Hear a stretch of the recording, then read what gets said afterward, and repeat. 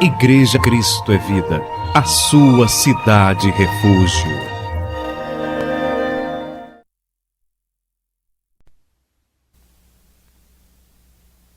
Hoje há mais revelação de Deus para a nossa igreja.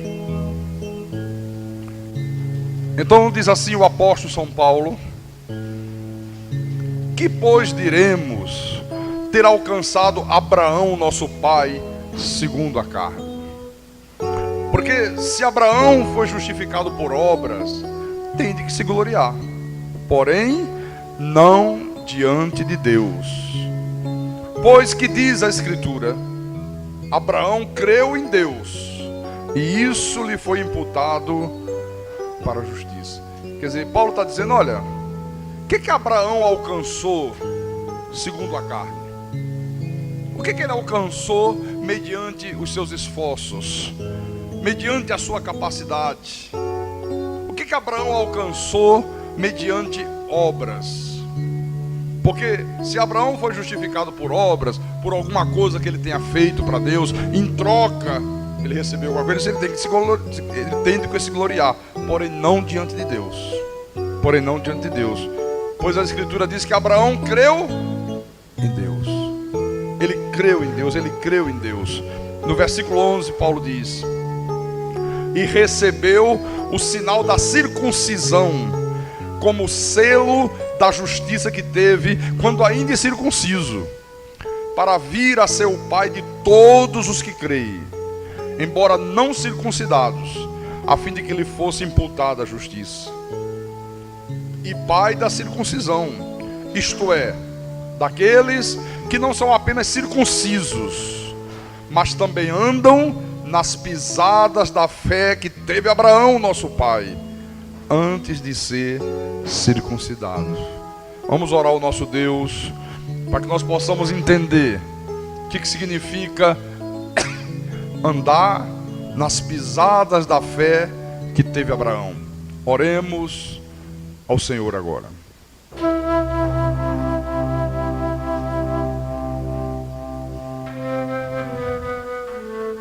Senhor Jesus Cristo, nosso único e soberano Deus, e aqui estamos nós reunidos mais uma vez no teu santuário, nesta santa igreja, neste santo lugar, para ouvir a voz do teu Espírito Santo, para aprendermos da tua palavra, da tua verdade, para que possamos andar nas mesmas pisadas da fé que teve Abraão, nosso pai. Porque quando nós andamos nas mesmas pisadas da fé que teve Abraão, nós passamos a tomar posse da herança. Todas as bênçãos que o Senhor derramou sobre a vida de Abraão começam a se manifestar na nossa vida também. Todos os sinais, todas as maravilhas que o Senhor operou em favor de Abraão, o Senhor passa a operar também em favor de nossas vidas. E é isto que nós queremos aprender mais ainda hoje. Queremos aprender, meu Deus, pelo teu Espírito Santo. Então fala a cada um dos teus pequeninos, fala ao coração deste homem, ao coração desta mulher, desta moça, deste rapaz, deste jovem, que veio aqui esta manhã, conduzido, guiado pelo teu Espírito. Usa-me, meu Deus, como instrumento da tua vontade, e fala à tua igreja através de mim, através do teu servo, do teu escolhido, e que o teu nome venha a ser engrandecido nesta manhã. Eu te peço em nome de Jesus, em nome do Senhor, e que todos digam amém e amém. Graças a Deus, graças a Deus. Meus irmãos, amado de Deus, pedras que vivem, a Bíblia diz que tudo é possível àquele que crer. Quando a Bíblia diz tudo é possível àquele que crê, ela está dizendo tudo. Tudo é tudo. Não é apenas algumas coisas que são possíveis. Através da fé, tudo é possível. É possível um canceroso ser curado do câncer. É possível um paralítico andar. É possível a coisa mais impossível desse mundo se tornar possível. É possível todas as coisas. Agora, tudo é possível ao que crê, como creu Abraão. Isto é que é importante que nós possamos entender. Quando o apóstolo São Paulo diz que ele é o pai de todos, né?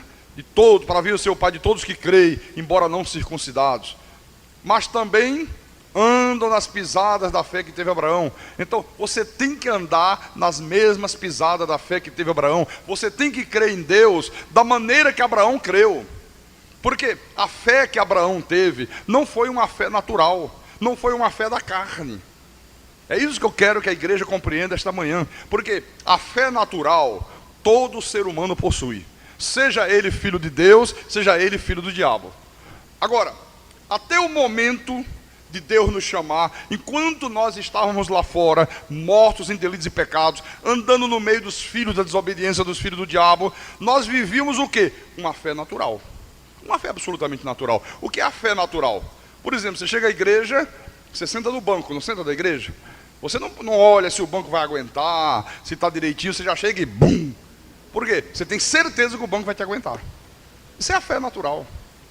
Muitos de nós criamos no passado em trabalhos de macumba, outros criam nos santos da igreja católica, outros acreditavam em acender vela para as almas, em fazer simpatia. Teve gente que acreditava em sal grosso, em óleo ungido, em corrente de libertação.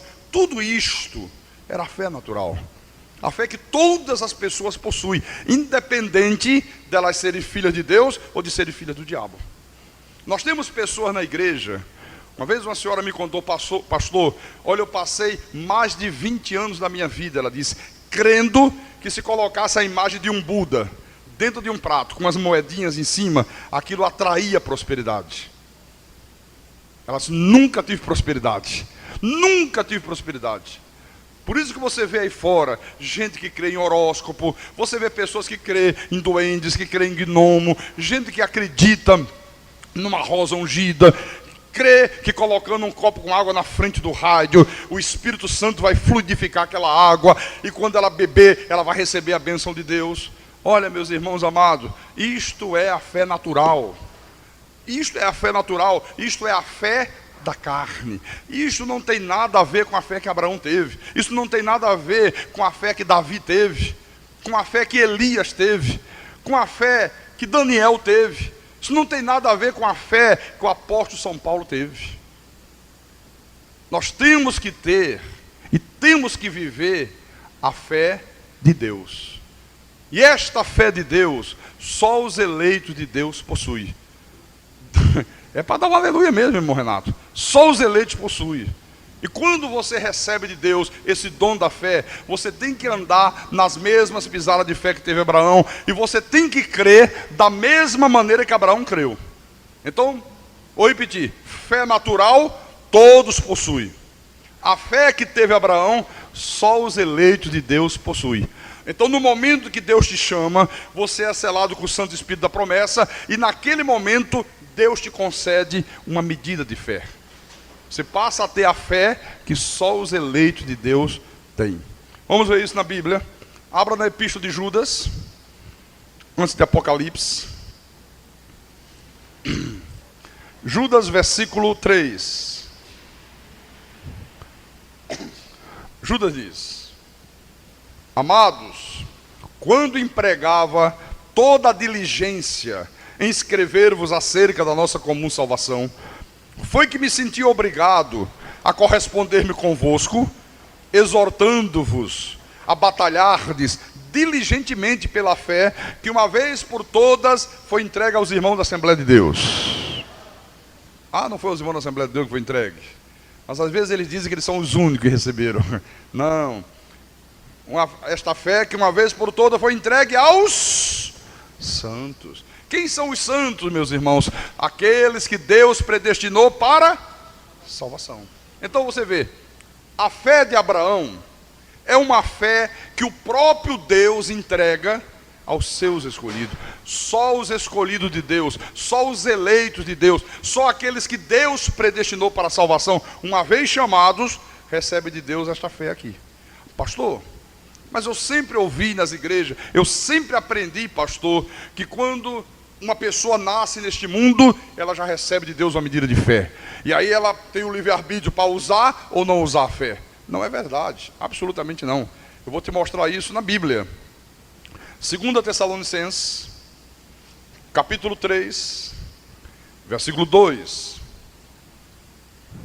O apóstolo diz assim: e para que sejamos livres dos homens perversos e maus, porque a fé não é de todos. Diga, a fé não é de todos. Se não é de todos, é de quem? Dos eleitos, dos escolhidos. Só os eleitos de Deus possuem esta fé. E eles a possuem a partir do momento que Deus os chama. Deus te chama, Deus te dá vida, Deus te sela, Deus te unge, Deus te batiza com o Espírito Santo. E naquele momento, você recebeu de Deus uma medida de fé. Quando Paulo escreve a Tito, por favor, antes de Hebreus, tem Filemon, antes de Filemon tem Tito. Capítulo 1, versículo 1. Ele diz: Paulo, servo de Deus. Ah, se todo pastor compreendesse isso, hein? Que ele é um servo de Deus. Ele não é servo de uma denominação, ele não é servo de um esquema religioso, ele não é servo de uma convenção, de um concílio, ele é servo de Deus. Ele tem que servir a Deus. O seu compromisso é com Deus, não é com os homens, é com Deus. Então Paulo tinha essa consciência, né? Por isso que ele dizia: Paulo, servo de Deus e apóstolo de Jesus Cristo, para promover a fé que é dos eleitos de Deus. A fé de quem é? Dos eleitos de Deus. Então, o que é esta fé que é dos eleitos de Deus? O que é esta fé que só os eleitos de Deus possuem? Olha, esta é uma fé, meu irmão, que gera em você uma confiança absoluta em Deus. Uma confiança absoluta. E quando eu digo uma confiança absoluta em Deus, quando eu uso essa expressão, eu estou dizendo que esta fé que só os eleitos de Deus possuem, leva você a confiar na palavra, a crer que a palavra de Deus não volta vazia, a confiar no poder sobrenatural de Deus, a crer de uma maneira obstinada na soberania de Deus. Confiar na palavra, porque a palavra não volta vazia. Confiar no poder de Deus, porque Deus pode todas as coisas. Diga, Deus pode todas as coisas. Confiar na soberania, porque Deus está no controle de tudo e de todas as coisas. Diga graças a Deus. Então, sem andar nas pisadas da fé que teve Abraão, você nunca verá o sobrenatural de Deus se manifestar na tua vida. Sem andar nas pisadas da fé que teve Abraão, você vai viver uma vida estéril, vazia, infrutuosa, sabe? Você vai se sentir inseguro, você vai ter medo da vida, você vai ter medo do amanhã. E é por isso que a maioria do povo de Deus vive assim. A maioria do povo evangélico, a maioria das pessoas que dizem crer em Deus, elas vivem desta forma, insegura, angustiadas, elas sentem um vazio dentro da alma, porque elas não conhecem esta verdade. Nunca lhes foi ensinada esta aqui. Eu lembro,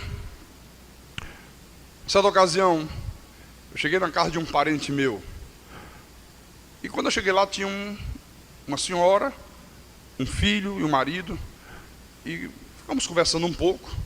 Daqui a pouco eles foram sair e minha tia disse assim: olha, tá vendo essa senhora aí? É gente muito boa.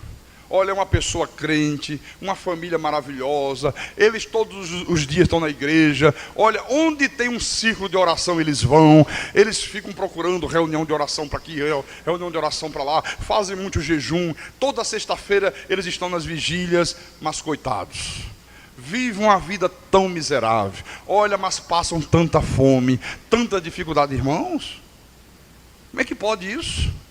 Como é que pode uma pessoa dizer que a outra é de Deus, que vive dentro das igrejas, que faz vigília, que não sai do círculo de oração, mas coitado, vive na miséria, passa tanta fome? Olha, isso está acontecendo hoje com a grande maioria do povo de Deus.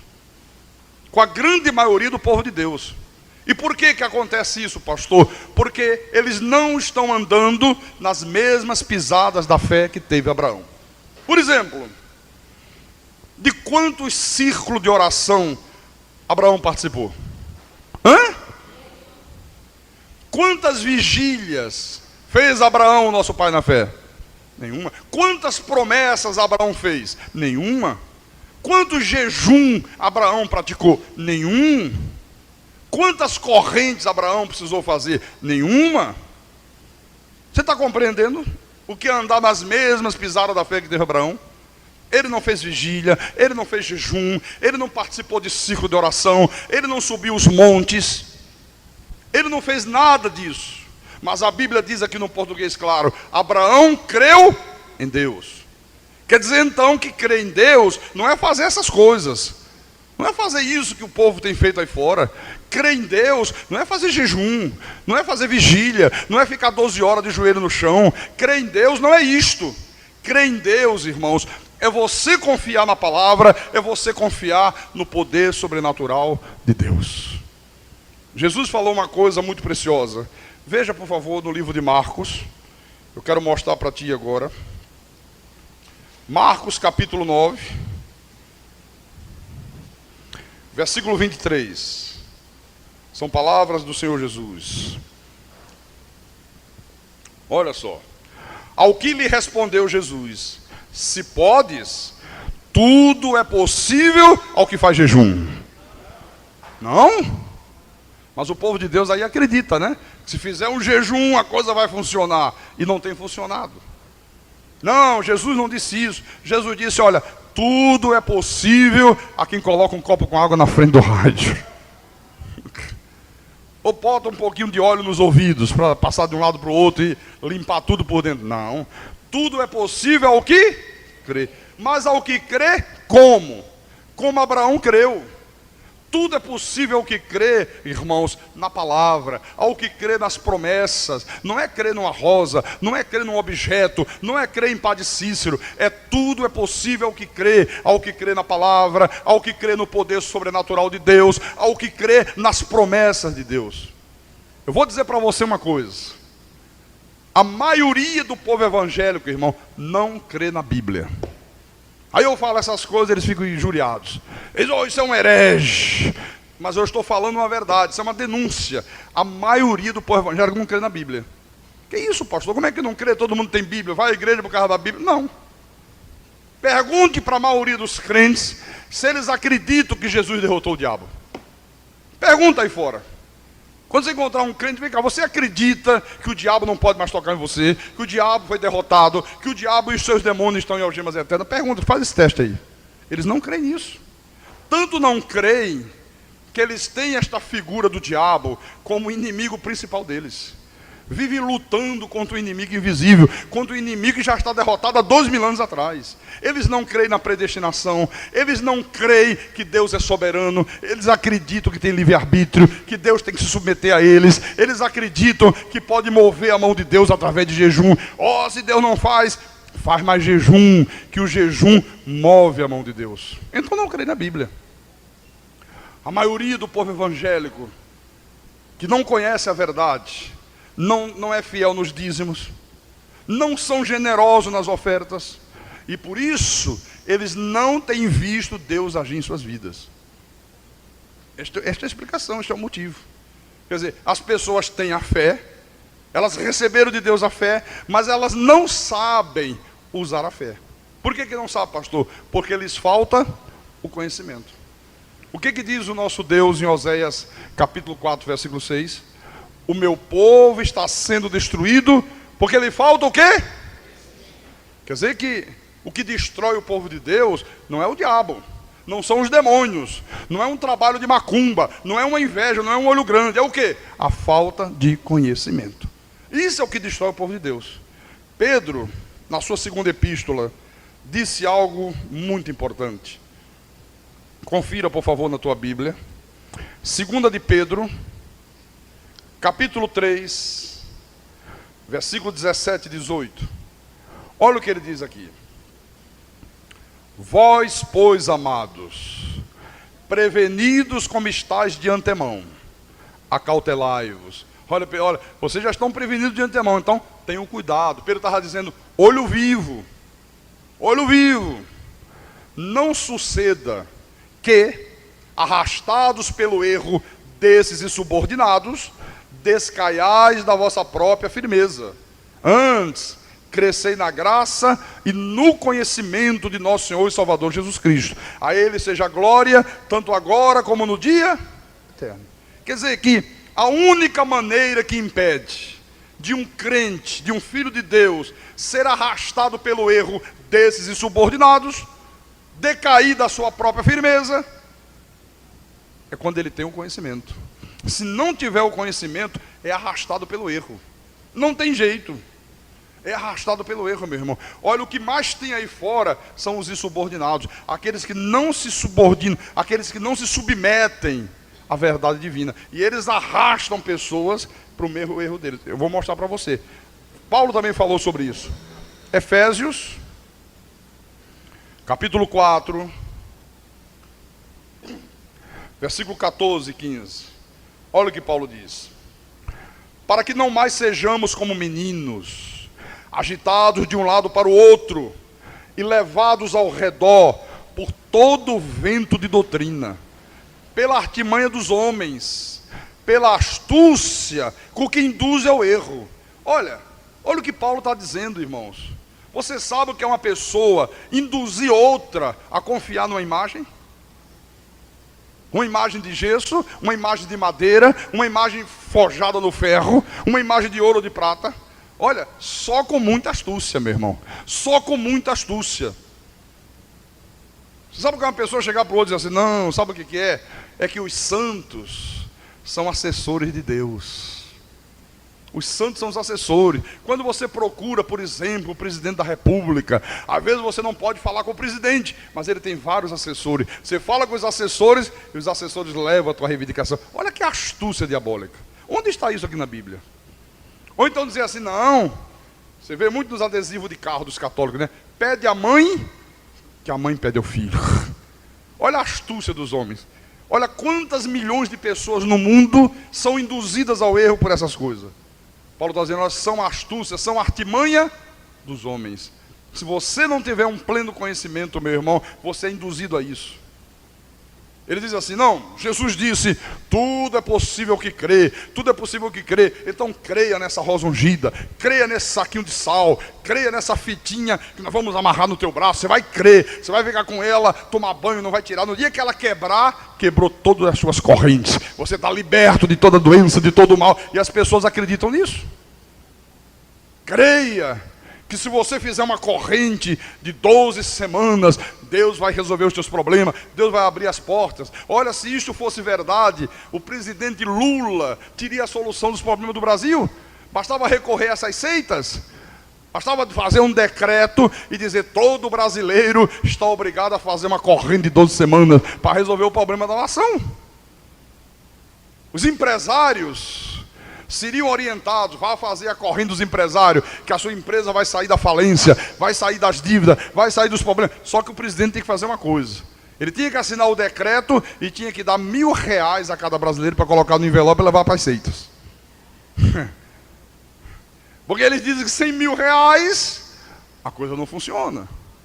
Tudo isso é um engodo, irmão. Nada disso funciona. É aquilo que Paulo disse em 2 Tessalonicenses. São homens perversos e maus, induzindo o povo de Deus ao quê? Ao erro. E qual é o objetivo disso tudo, dessa artimanha de Satanás? Ver o povo de Deus sofrendo, como nós temos visto aí fora. Quanta gente que sofre, quanta gente que padece, irmão, porque estão sendo induzidos ao erro pelos homens perversos e maus, por esses insubordinados, disse o apóstolo São Paulo. Olha, Deus te trouxe aqui a esta igreja porque você é um descendente de Abraão. Deus te conduziu a esse santuário, sabe? Para que você possa conhecer essas verdades aqui. Deus fez com que os teus olhos fossem iluminados. Deus te deu o entendimento da verdade, para que você possa andar nas mesmas pisadas da fé que teve Abraão. É esse o desejo de Deus, é esta a vontade de Deus. Então creia em Deus, meus irmãos, obstinadamente. Creia na palavra, acredite nas promessas, Creia no sobrenatural de Deus. Creia que Deus pode todas as coisas. Creia que Deus pode curar uma doença. Que Deus pode abrir uma porta de emprego. Creia que Deus pode resolver um problema teu de família. Creia que Deus, Ele pode fazer o impossível se tornar possível. Se você tem uma causa na justiça, pastor, eu tenho uma causa, eu não tenho advogado, eu não tenho condições, e eu estou pelejando na justiça contra uma pessoa poderosa, tu tens o maior advogado de todo o universo, que é o Senhor Jesus Cristo, meu irmão. Então você tem que crer assim. A palavra de Deus não volta vazia. Se ela não volta vazia, ponha esta palavra aqui na tua boca.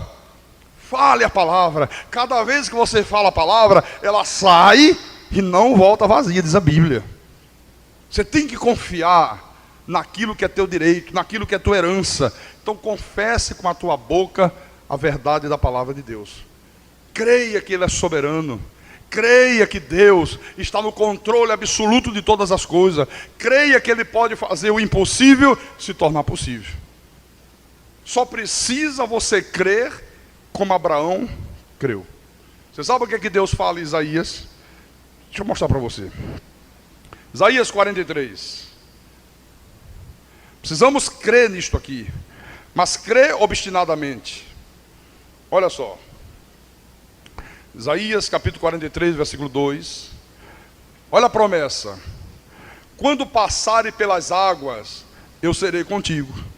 Quando pelos rios, eles não te submergirão. Quando passares pelo fogo, não te queimarás, nem a chama arderá em ti. Olha, Deus está dizendo, eu serei contigo. Então creia que Deus é contigo, em qualquer circunstância da Bíblia. Observe. Deus está dizendo aqui que haverá momentos na nossa vida que nós vamos passar pelo fogo. Deus nunca prometeu que um filho dele não enfrentaria fogo, não enfrentaria rios caudalosos. O que significa, pastor, esse fogo? O que significa essas águas? O que significa esses rios? São as lutas da vida. São as lutas da vida. Agora mesmo, meus irmãos, olha, o mundo inteiro está mergulhado numa crise violenta. O mundo inteiro, todas as nações da terra, a fome, a miséria, a violência, a desemprego. O mundo está um verdadeiro caos. Se você não andar nas mesmas pisadas da fé que teve Abraão, você fica com medo. Você tem medo do hoje, você tem medo do amanhã, você se sente uma pessoa angustiada, você fica uma pessoa que não consegue dormir de noite, não consegue colocar a cabeça no travesseiro e pegar no sono, tem que tomar Valium, tem que tomar Dorme, tem que tomar isso, tem que tomar aquilo. Mas o que nosso Deus está dizendo aqui? O que Deus está dizendo aqui? Não te submergirás. Não vai submergir. Agora, quem não é filho de Deus, quem não é herdeiro de Abraão, vai se afogando no meio desse turbilhão de problemas da vida. Há um fogo violento, irmãos, que está queimando esse mundo, o fogo da devassidão. Quantos lares destruídos, quantas famílias nós temos visto no mundo inteiro esboroada, quantos pais que estão sofrendo, que estão derramando lágrimas de sangue, porque vê os seus filhos enveredando pelos caminhos da droga, do homossexualismo, do lesbianismo. Quantos pais sofrendo por causa disso? Filhas prostitutas, lésbicas, filhos que adentraram pelo caminho da marginalidade. Mas a Bíblia diz que isso não vai acontecer com os teus filhos, meus irmãos. Oh, não se sucederá aos teus filhos. Qual é a promessa aqui? Quando passares pelo fogo, não te queimarás, nem a chama arderá em ti. Nem a chama arderá em ti. Essas coisas não vão suceder aos teus filhos. Não pode suceder aos teus filhos. Aí você diz assim, pastor, mas Deus pode fazer tudo isto aqui na minha vida, bastando apenas que eu creia? Basta eu crer? Sim, basta você crer. Não preciso fazer sacrifício? Não. Não preciso fazer jejum? Não. Eu não preciso subir os montes às sextas-feiras para buscar poder? Não, você já tem todo o poder na tua vida.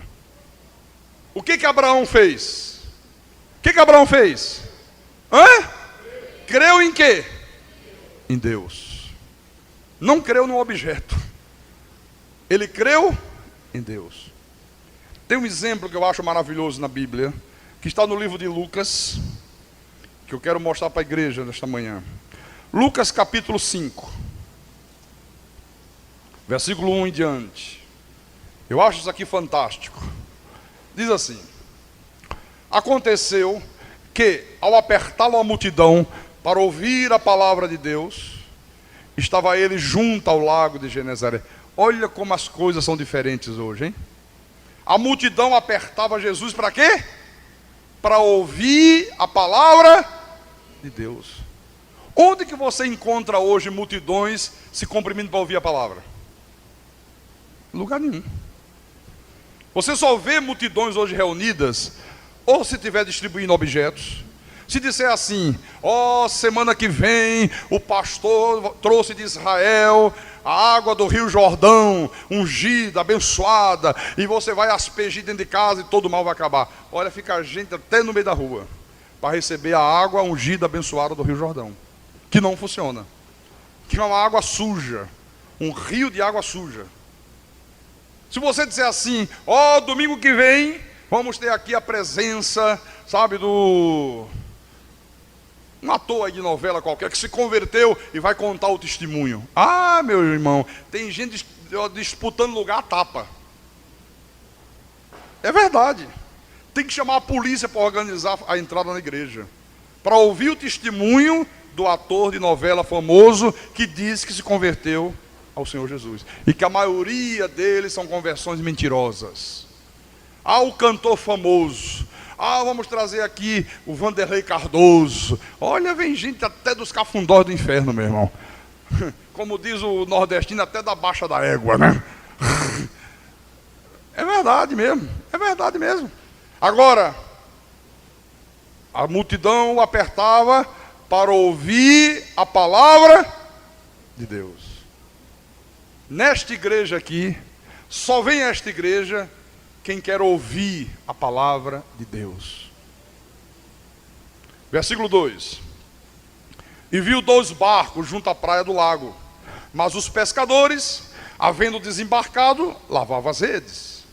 Entrando em um dos barcos, que era o de Simão, pediu-lhe que o afastasse um pouco da praia, e assentando-se, ensinava do barco as multidões. Quando acabou de falar, disse a Simão: faze-te ao largo e lançai as vossas redes para pescar. E Simão respondeu: mestre, havendo trabalhado toda a noite, nada apanhamos, mas sob a tua palavra lançarei as minhas redes.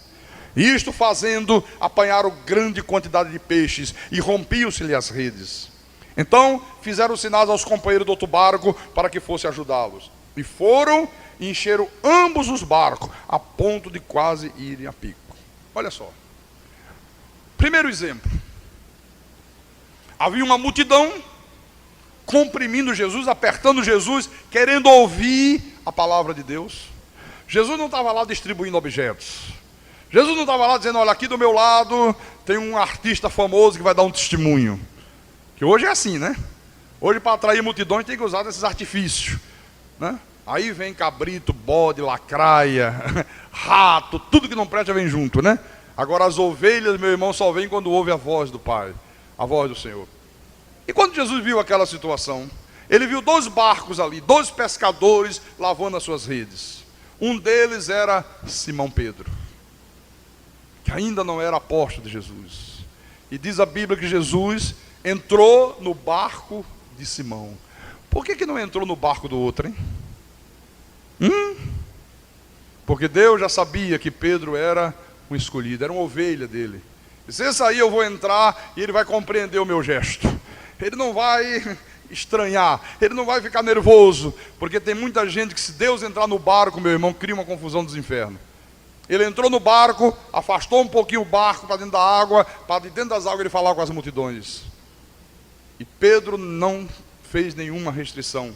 Pedro poderia ter dito: alto lá, Senhor, essa gente aí avança, entra todo mundo no barco, acaba meu barco, rebenta meu barco, afunda, perdi meu único instrumento de trabalho. Pedro ficou na dele. Quando a pessoa é de Deus, irmão, Deus pode usar o que quiser da pessoa, que ela está sempre dando glórias a Deus. Dando glórias a Deus.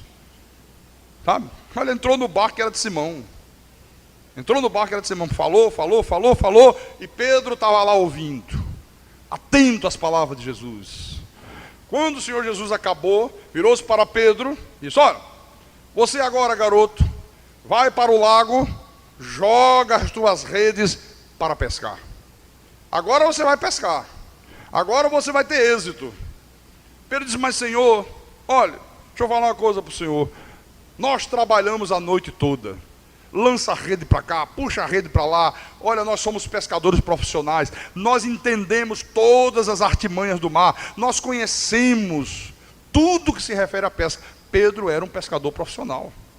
Ele disse: olha, Senhor Jesus, não pescamos nem uma cocoroca, nem uma saúnazinha desse tamanho assim não vê na rede. Nada, absolutamente nada.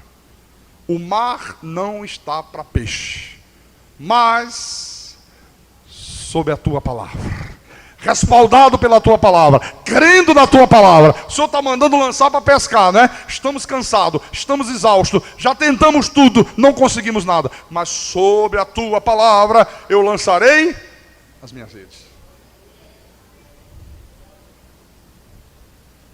Ele voltou para o lago, cansado, exausto, né? Mas eles: não, sobre a tua palavra eu vou lançar a minha rede. E quando ele lançou, Jesus deve ter dito: peixarada. Quem sabe dar um assovio aí daquele que eu não sei? Quem sabe aí? Foi você que deu, Eric? Quem foi? Foi Jefferson. Deve ter dado um assovio desse aí. Peixes para a rede de Pedro. E os peixes. Olha, meu, quando puxou a rede, não aguentava a rede, irmãos da Maria.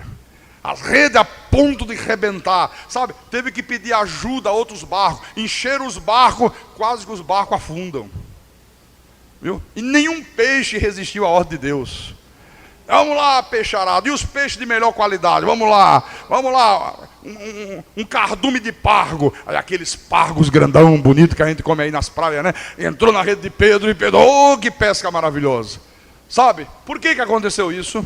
Porque Pedro creu na palavra. Pedro creu como Abraão creu. Olha, quando Deus prometeu a Abraão que Abraão seria pai de numerosas nações, mesmo Abraão sendo um homem velho, mesmo ele sabendo que a sua mulher Sara era estéril, mas Deus disse: olha, você vai ser pai, vai nascer uma criança aí desta mulher. Olha, Abraão creu contra tudo e contra todos. A turma devia dizer: mas não pode, Abraão, você já tem aí quase 100 aninhos, rapaz. Você já passou disso aí, esquece, esse assunto não é mais para você. Agora é hora de você ficar contando história aí para os teus vizinhos. Abraão disse: não, eu creio em Deus. Deus falou, eu creio. A palavra de Deus não volta vazia. O que aconteceu? Abraão também teve uma pesca maravilhosa. Nasceu Isaac. Nasceu Isaac, uma pesca maravilhosa. É esta a fé dos eleitos, meu irmão. É esta a fé que funciona. A fé na palavra, atitude de fé, confiança inabalável em Deus. Se você crê desta forma, olha, Deus vai agir na tua vida da mesma forma que agiu na vida de Pedro, da mesma forma que agiu na vida de Abraão. Em 1 de Samuel, capítulo 17, versículo 42. Quando Davi foi enfrentar o gigante filisteu, Golias. Então diz assim no versículo 42: olhando o filisteu e vendo a Davi, o desprezou, porquanto era moço ruivo e de boa aparência. Disse o filisteu a Davi: sou eu algum cão para vires a mim com paus? E pelos seus deuses amaldiçoou o filisteu a Davi. Disse mais o filisteu a Davi: vem a mim e darei a tua carne às aves do céu e às bestas feras do campo. Olha só. O gigante começou a afrontar Davi. Vem cá, rapaz. Um garotote desse tamanho, um garotinho aí muito bem criado, sabe? Não serviu no exército, olha o tamanho do cara aí, e você quer vir enfrentar. Você está pensando que eu sou algum cachorro, para você vir com um cajado de pastor de ovelha na mão? Você está pensando o que é da vida, rapaz? Venha. Pois vem, para você ver. Eu vou pegar a tua carne e vou oferecer às bestas feras do campo. As feras do campo vão devorar as tuas carnes. Eu vou fazer picadinho de Davi. Vem para você ver. Olha que afronta. Quantas vezes a vida te afronta dessa maneira? Às vezes são problemas, às vezes são inimigos que se levantam, às vezes são situações, sabe, que querem colocar você no canto da parede, que querem fazer você ter medo, que querem fazer você desanimar, que querem fazer você entrar em desespero. Era isso que esse homem queria fazer com Davi. Ele queria que Davi entrasse em desespero. Ele queria que o medo tomasse conta do coração de Davi. Vocês sabem como é que Davi reagiu? Versículo 45. Davi, porém, disse ao filisteu: tu vens contra mim com espada e com lança e com escudo. Eu, porém, vou contra ti em nome do Senhor dos Exércitos, o Deus dos exércitos de Israel, a quem tens afrontado. Hoje mesmo o Senhor te entregará nas minhas mãos. Ferir-te-ei, tirar-te-ei a cabeça e os cadáveres do arraial dos filisteus. Darei hoje mesmo as aves dos céus e as bestas feras da terra. E toda a terra saberá que há Deus em Israel. Aleluia. Davi diz: olha, rapaz, você vem contra mim com espada, com lança, com escudo. Você está aí todo protegido, armadura de aço, uma lança enorme, uma espada bem afiada. Você está preparado, não está? Pois bem, eu vou contra você sem arma nenhuma. Eu não tenho espada, eu não tenho escudo, eu não tenho uma armadura de aço, eu não tenho nada. A única coisa que eu tenho é a fé no Deus Todo-Poderoso. Ainda hoje, o Senhor dos Exércitos vai entregar a tua vida nas minhas mãos. Olha, eu vou cortar a tua cabeça. E o gigante deve ter rido de lá. Ele não tem nem espada, como é que vai cortar a minha cabeça? Oh, esse garoto é um brincalhão. Não é assim que muitas das vezes o mundo zomba da nossa fé?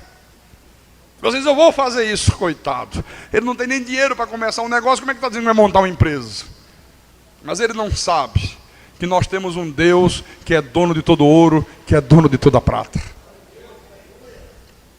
Irmãos, Davi creu obstinadamente em Deus. Se coloque no lugar dele. Se põe no lugar de Davi. Imagine-se agora, você diante de um soldado bem armado. Hoje não seria com espada, seria com uma metralhadora. E dizendo: olha, eu vou fazer do teu corpo uma peneira, vou te furar todo de bala. E você dizer: não, eu não tenho nada para me proteger, mas eu vou contra você em nome do Senhor dos Exércitos.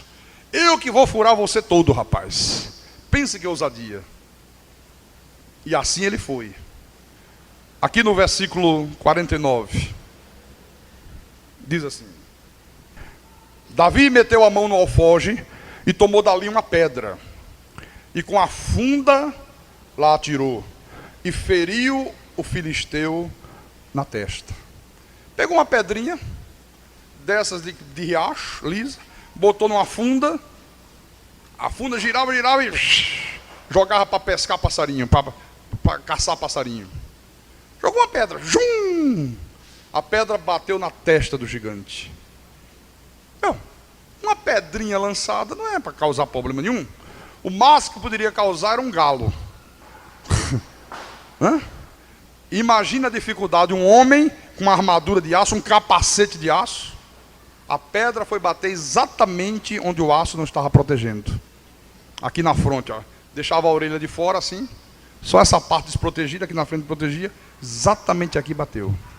E onde é que entrou o sobrenatural de Deus? Está aqui, ó. A pedra encravou-se-lhe na testa. Na hora que Davi lançou a pedra, Deus diz: agora deixa comigo. Deve ter dado um sopro.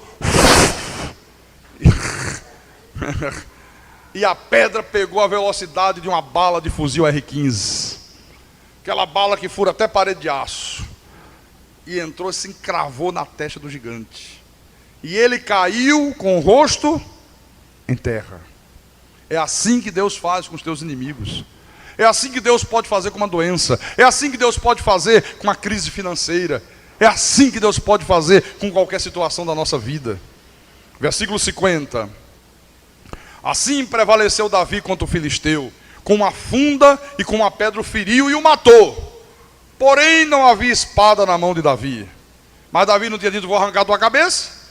Davi disse: eu não tenho espada, mas Deus vai prover. Ah, é a espada dele mesmo, corre lá, pega a espada dele. Davi correu, lançando sobre o filisteu, tomou-lhe a espada, desembainhou-a e o matou. cortando-lhe com ela a cabeça. Vendo os filisteus que era morto o seu herói, fugiram. Você sabe o que Davi escreveu depois disto? Depois dessa experiência que ele teve com Deus. Você sabe o que Davi escreveu? Vou te mostrar. Abra no livro de Salmos. Salmo 23.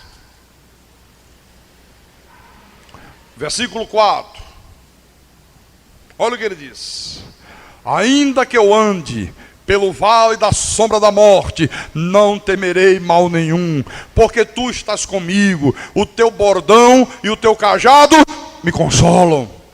Ele diz, olha, ainda que eu ande pelo vale da sombra da morte, eu não temerei mal algum, eu não temo nada, porque tu estás comigo.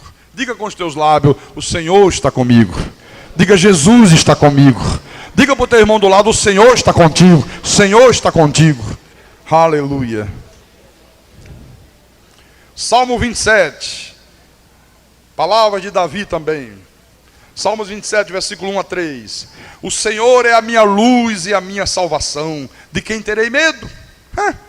O Senhor é a fortaleza da minha vida, a quem temerei? Quando malfeitores me sobrevêm para me destruir, meus opressores e inimigos, eles é que tropeçam e caem. Olha, esta fé que você tem que ter. Ele diz, olha, ainda que venha um exército inteiro contra mim, não terei medo. Mesmo que estoure a guerra, ainda assim eu terei confiança em Deus. Deus está no controle, o Senhor é comigo. Deus vai pelejar contra os meus inimigos, contra os meus adversários. Amém? Salmo 37. O salmista continua. E no versículo 3, ele diz, confia no Senhor e faz o bem. Habita na terra e alimenta-te da verdade. É triste uma pessoa se alimentar da mentira, né? Quantos anos nós passamos nos alimentando de mentiras? Nos deram comida com prazo de validade vencido. Quando você pratica coisas da lei, quando você ouve mensagens da lei, quando você se envolve com igrejas da lei, você está comendo uma comida com prazo de validade vencido. Quando você entra no supermercado, você vai comprar um leite, você pega, olha a data de validade, né? Um iogurte, você olha lá. Se tiver dentro do prazo, você leva. Se tiver vencido, você diz, ops, negativo. Tem gente comendo comida aí, prazo de validade, venceu há 2000 anos atrás. Quando a lei foi revogada, e ainda estão alimentando as ovelhas com comida de 2000 anos atrás. Essa igreja aqui não alimenta as ovelhas de Jesus com comida com prazo de validade vencido, meu irmão. Versículo 4. Agrada-te do Senhor, e Ele satisfará os desejos do teu coração. Olha, se você se agradar de Deus, meu irmão, se você praticar o bem, se você levar a sério a tua vida espiritual, Deus vai satisfazer os desejos do teu coração. Qual é o desejo do teu coração? O que o teu coração deseja? Ah, pastor, o meu desejo, pastor, é ter paz na minha vida. Pastor, o meu desejo é ter uma família abençoada, filhos maravilhosos. O meu desejo, pastor, é ter saúde, é ter uma vida tranquila, sabe, uma vida estável. É que eu seja bem-sucedido na minha profissão. É que eu tenha uma renda que satisfaça as necessidades da minha vida. Esse é o meu desejo. Está aqui a fórmula. Agrada-te do Senhor. Agrada-te do Senhor. E Ele satisfará os desejos do teu coração. Versículo 5. Entrega o teu caminho ao Senhor. Confia nele. E o mais Ele fará. Aleluia. Olha, meu irmão amado e minha irmã em Cristo. Se de repente surgir um gigante no teu caminho, não temas. Porque Deus é contigo. Porque Deus é contigo. Se você já lançou a tua rede para pescar e não conseguiu nada. Ah, pastor, olha, já tem tantos anos, pastor, que eu ando aí pelas igrejas, ando de um lado, ando para outro, já lancei rede querendo pescar saúde, não consegui. Já lancei rede querendo encontrar prosperidade, não consegui. Olha, lança a partir de agora sob a palavra. Não é lançar rede sob jejum, sob vigília, sob sacrifício da carne. É lançar a tua rede sob a palavra. confiando na palavra. Deus disse e vai acontecer. E eu creio nisso. Eu vou colocar essa certeza dentro do meu coração e vou esperar em Deus, porque Deus não falha. Isso é lançar a sua rede como Pedro lançou. Amém? Faça como Pedro fez, viu? Exatamente como ele fez. O que ele disse para Jesus? Senhor, havendo trabalhado a noite inteira, nada conseguimos. Mas, sob a tua palavra, lançarei as minhas redes. Ele está dizendo, olha, tudo está mostrando que não tem jeito, não tem peixe, não adianta. Acabamos agora a pesca, não tem nenhuma uma sardinhazinha de bobeira aí nas águas. Os peixes se recolheram todos, todo mundo de férias. Mas sob a tua palavra eu vou lançar as redes. Pedro estava dizendo, tu és o Senhor da vida. Tu és o soberano, basta uma ordem tua e vai aparecer peixe aí de tudo quanto é lugar agora nesse lago. Vai ser uma coisa espetacular. E foi lá e lançou mesmo. Ah, Senhor, eu já fui aos médicos, já tomei remédio, já tentei tudo, não consegui saúde, mas sob a tua palavra eu vou lançar as minhas redes. Eu creio que a partir de agora eu vou ficar curado em nome de Jesus. Pronto. E confiar nisto. E passar a viver crendo nisso. Confessar isto com a boca, meu irmão. Paulo disse, mantém firme a tua confissão. Mantém firme a tua confissão. Ela produz o quê? Grande galardão. Quando você coloca a tua fé na palavra, irmãos, o milagre tem que acontecer. Não pode deixar de acontecer o milagre. Ninguém pode impedir o sobrenatural de Deus de agir na tua vida. Não tem diabo, não tem inferno, não tem demônio, não tem poder, não tem altura, não tem profundidade, não tem olho grande, não tem inveja. Nada vai poder impedir Deus de agir em favor da tua vida, em nome do Senhor Jesus. As lutas vão de vir, sem dúvida nenhuma, mas a vitória final é nossa. Porque sem lutas não há vitória. Os inimigos virão, a palavra diz. Eles virão por um caminho. Mas ela diz o quê? Serão derrotados na tua presença. E fugirão por 7 outros caminhos. Então se prepare. Lutas vêm, inimigos vêm, há batalhas violentas, mas eles serão derrotados na nossa presença. Fugirão por 7 outros caminhos. É a promessa de Deus. E eu quero terminar. Romanos capítulo 8. Romanos capítulo 8, versículo 37. Diz assim: em todas estas coisas, porém, somos mais que vencedores, por meio daquele que nos amou. Porque eu estou bem certo, olha a certeza que Paulo tinha, é essa certeza que você tem que ter, é essa certeza que eu tenho, porque estou bem certo de que nem a morte, nem a vida, nem os anjos, nem os principados, nem as coisas do presente, nem do porvir, nem os poderes, nem altura, nem profundidade, nem o pastor mandão, nem o chefe da convenção das igrejas, nem o papa, nem o diabo, nem o inferno, nem qualquer outra criatura poderá separar-nos do amor de Deus que está em Cristo Jesus, o nosso Senhor. Aleluia. Nada, absolutamente nada, meu irmão. Nada. Diga nada. Diga nada poderá me separar do amor de Deus que está em Cristo Jesus, o nosso Senhor. Diga, em todas essas coisas eu sou mais do que vencedor. Diga para o teu irmão, em todas essas coisas, tu és mais do que vencedor, meu irmão. Diga, em todas as lutas da vida, em todas as tribulações da vida, tu és mais do que vencedor. Tu és mais do que vencedor, em nome de Jesus e para a glória do nosso Deus. Aleluia, aleluia. Louvado seja o nome de Jesus Cristo, meu Deus. Louvado seja o nome do Senhor. Fique de pé agora toda a igreja. Fique de pé agora todo o povo de Deus. Oh, Senhor Jesus, Santo Deus.